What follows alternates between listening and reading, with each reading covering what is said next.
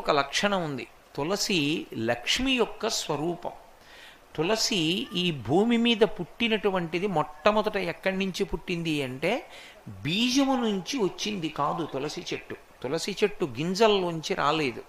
తులసి చెట్టు వృంద అనబడేటటువంటి మహాపతివ్రత యొక్క శరీరము దగ్ధమైనప్పుడు ఏర్పడినటువంటి బూదిలోంచి విత్తనాలు చేశారు బ్రహ్మగారి యొక్క అనుగ్రహం చేత.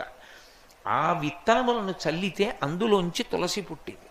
అందుకే అసలు తులసి కారణజన్మురాలు, లక్ష్మియే తులసిగా వచ్చింది. తులసికి ఒక్కదానికే ఒక లక్షణం ఉంది లోకంలో. తులసి సమస్త పాపములను హరిస్తుంది. ఎందుచేత హరిస్తుంది అంటే దాని గురించి పురాణంలో ఒక మాట ఉంది. యన్మూలే సర్వతీర్థాని యన్మధ్యే సర్వదేవతై యదశ్రీ సర్వవేదేషు తులసీత్వం నమామ్యహం అని.